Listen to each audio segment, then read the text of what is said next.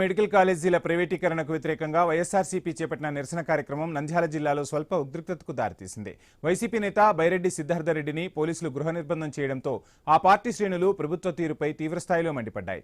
పేదలకు మెడికల్ విద్యను దూరం చేసే విధంగా కూటమి సర్కార్ వ్యవహరిస్తుందంటూ వైసీపీ నేత బైరెడ్డి సిద్ధార్థరెడ్డితో మా కర్నూలు ప్రతినిధి Dharani Kishore face to face.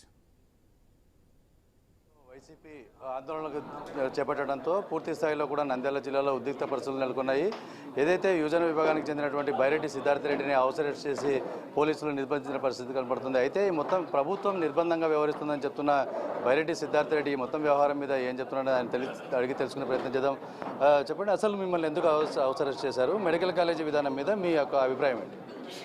ఇప్పుడు రెండు అంశాలన్న, ఒకటి పబ్లిక్ ప్రైవేట్ పార్ట్నర్షిప్లో జగన్మోహన్ రెడ్డి గారు తెచ్చిన ప్రభుత్వ మెడికల్ కాలేజీలను ప్రైవేట్ పరం చేయాలని అనుకుంటా ఉండేది ఒక అంశం. అయితే రెండోది, జగన్మోహన్ రెడ్డి గారు కనీసం ఈ మెడికల్ కాలేజీలకి ఒక ఇటుక కూడా పెట్టలేదు అనే ఒక తప్పుడు ప్రచారం రెండోది. ఇప్పుడు నంద్యాలలో కాలేజ్ కట్టినారా లేదా, అసలు ఒక ఇటుక కూడా పెట్టలేదా అనేది చూపించడానికి వెళ్ళడానికే మేము ఈరోజు చెలో నంద్యాల కార్యక్రమం పెట్టినాం. మేము నంద్యాలకు పోయినామనుకో, అక్కడ కాలేజ్ ఉందా లేదా అనేది ప్రపంచానికి తెలిసిపోతుంది. కాబట్టి అది తెలియకూడదనే ఉద్దేశంతో మమ్మల్ని ఈరోజు అరెస్ట్ చేసినారు. రెండోది, ఒక పక్కన విద్యార్థులు, ఒక పక్కన యువకులు, ఒక పక్కన డాక్టర్లు. ఈ ప్రైవేటైజేషన్ అనేది మంచిది కాదు. ప్రభుత్వం యొక్క ఆస్తిని ఎవడికో ప్రైవేట్ వానికి కట్టబెట్టడము లేదా ప్రైవేట్ వాడిని భాగస్వామిని చేయడము ఇది మంచి పద్ధతి కాదు.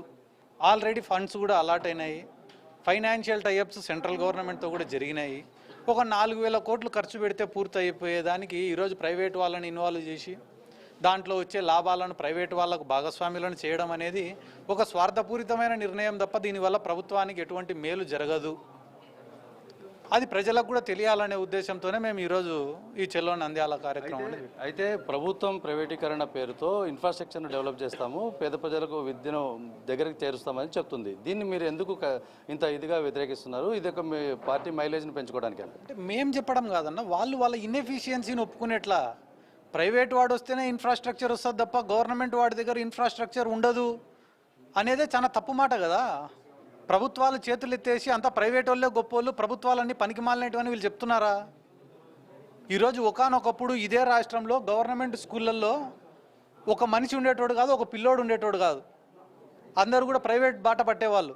కానీ జగన్మోహన్ రెడ్డి గారు వచ్చిన తర్వాత, నాడు నేడు కింద స్కూల్స్ని డెవలప్ చేసిన తర్వాత, వాళ్ళకి ఇన్ఫ్రాస్ట్రక్చర్ డెవలప్ చేసిన తర్వాత అసలు స్కూళ్ళు కూడా ఫుల్ బోర్డు పెట్టినారు తెలుసా మీకు?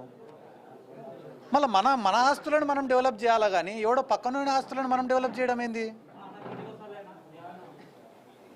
మీరు న్యాయం అంటారా అన్యాయం అంటారా అనేది మీ మీడియా వాళ్ళు, ఈ రాష్ట్రంలో ఉండే మేధావులు, డాక్టర్లు, విద్యార్థులు, విద్యావేత్తలు ఆలోచన చేసుకోవాలి.